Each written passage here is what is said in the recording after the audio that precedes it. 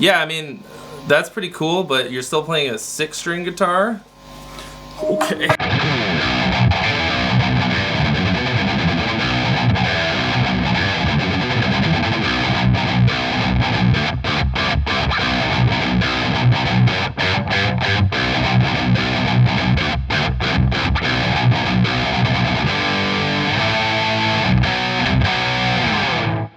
Try that one on for size, old man. Yeah, you hang on to that, Junior.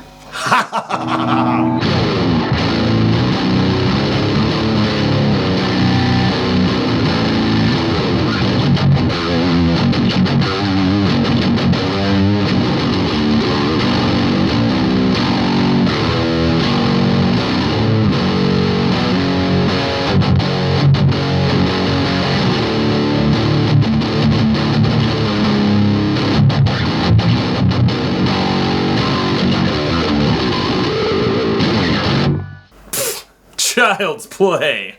I'll be right back. Here's how it's done, Grandpa.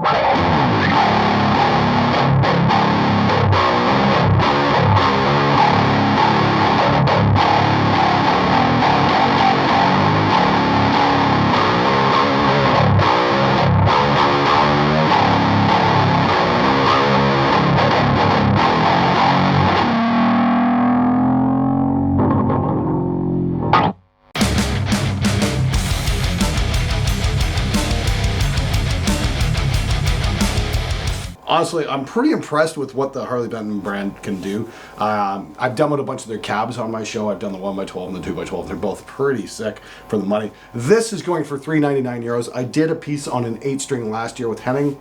That was about $199. And because of the CITES treaty, it couldn't be imported in the States. This you can bring into the States. They've changed out the fretboard wood. It's no longer rosewood. I'm not sure what it is, but it's got this cool bridge. And it doesn't have the soap bar pickups, which is great because, you know, wasn't a big fan of those soap bar pickups. I mean, like, it was like kind of a cool guitar. You remember that? They're ugly. Yeah. I don't know. They're just ugly when you don't angle them like this, I think. Well, that, and I swear these came out of the same factory that the Legators did. I'm sure they did. Yeah. And it's like, yeah, the soap bars were not a good idea, not for the metal crowd. But I gotta say, what I like about this is there's lock tuners on here. So that's gonna help out huge, you know, changing strings out in the studio, that kind of thing. That'll save you a few bucks. Or a few bucks in terms of studio time. And like I said, yeah, the fretwork's pretty interesting. It's nice and clean. I don't feel anything sticking out or anything like that. That's kind of good. You know, and there's good access to the upper frets. You know, the rake's good. It gives you a bit of a stretch down here. But then again, it's going to give you, you know, that super, you know, extended range down.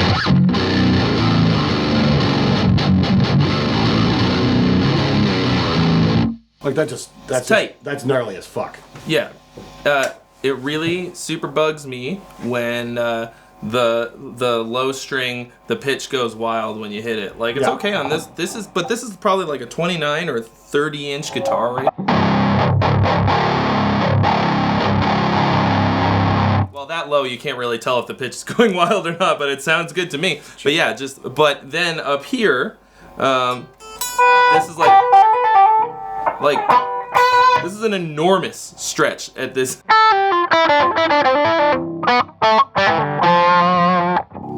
And that's why having fan frets like this comes in really handy. Yeah, especially when you're up around here. Because I bet that high E is only like maybe 26 or 25 and a half inches. Yeah, exactly. Well, getting to that low one's a bit of a stretch. But down here, yeah, that's not bad. It's probably 28 on the low end. For an 8-string, this is really comfortable. The neck's a little bit thicker than I would like. Looks like what we got, like a 3-piece neck here. Neck through the body. This is solid. That's really fucking cool. Like I said, though, it's €399, so that's going to be maybe $450, or that's going to be about 500 American, somewhere right around there, I imagine. That's not bad. Or if you wanted to, I don't know, be a fucking man, you could get a 9-string.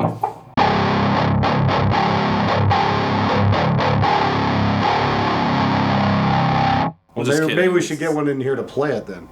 Yeah, where do we get one of those? Only little girls here in Germany.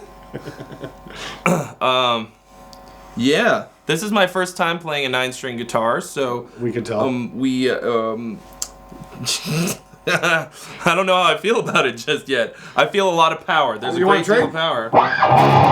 Yes, I want to see... Who else here wants to see Glenn play a 9-string guitar? Yeah, this is crazy. I'm a big fan of the Spectre brand, though. I've like had a Hellraiser for like years. Glenn, yeah, that is a stretch, isn't it? Holy crap.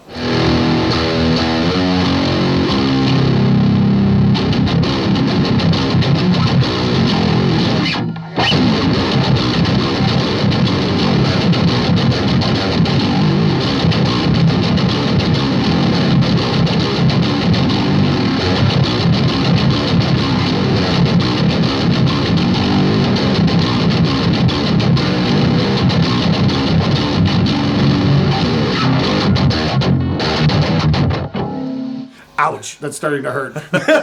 That's fucking insane, though. Yeah, you're right. Yeah. So why is it okay? Berkeley guy here. Why is it that chords don't work that low? So there's something called low limit intervals. Okay. And I don't know the exact science behind it, but it's. I thought you knew everything. You hit a certain point, and there's certain intervals that just sound like absolute garbage. So like, okay, like if you have a fifth. Anywhere else on the guitar, just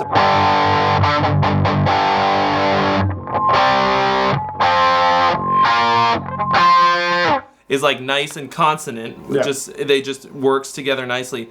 But as you start to get lower, I think part of it is because of tempered tuning. Okay. So when they introduce tempered tuning, as you start to get out too far in either direction from middle C,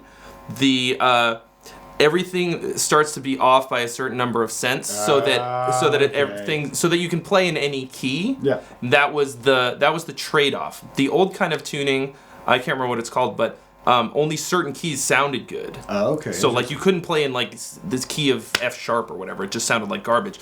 So I think because of that, when you start to get too low, it's just way off and it starts to sound bad.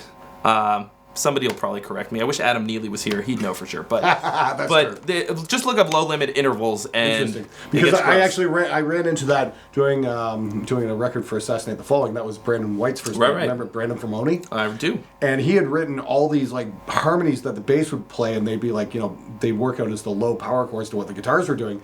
And then we realized it's like, yeah, you got to take that extra second string out because guess what? This sounds like shit. Yeah. We're all like scratching our heads like, wow, what's going on here? Well, it worked on paper, man. Oh yeah, you work it out on paper and then all of a sudden reality hits. Very hard.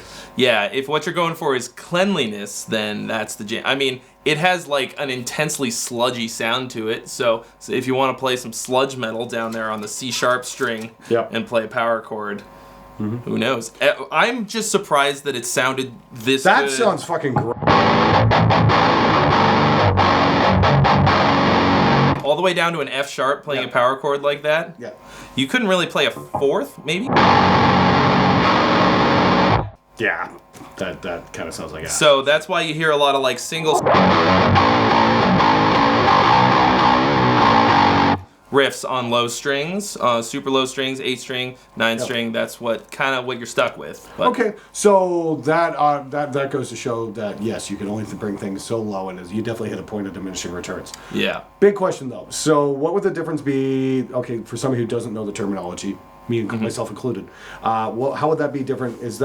Are we into like a baritone scale there on the low strings then? Yeah, I'm not sure exactly. What's the difference between a baritone and an alto guitar? Oh. That's a great question, Glenn.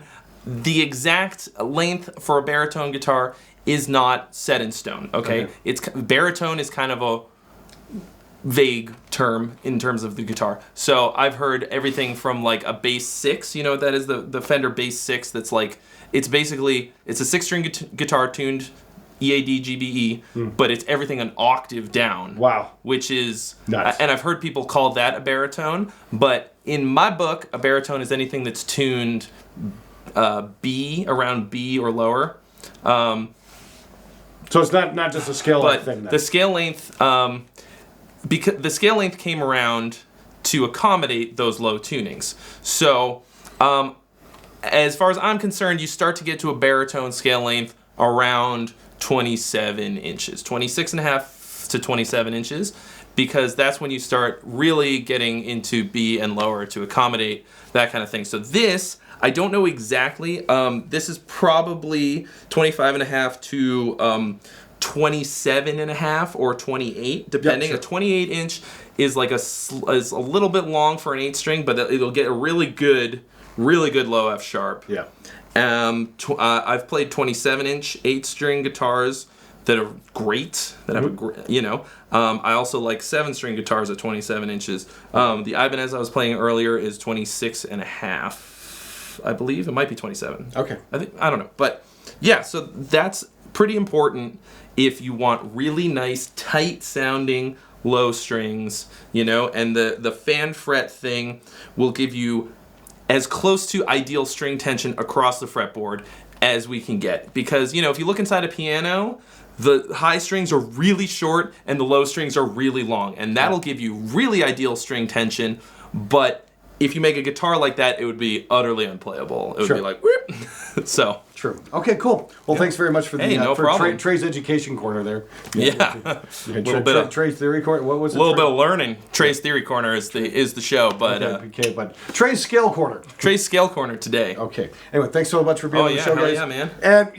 you guys pleasure. don't know who Trey is, he's been on the show a million times. Check him out, Gear Gods. We've been working together for years. Always a pleasure to have you on the show Trey.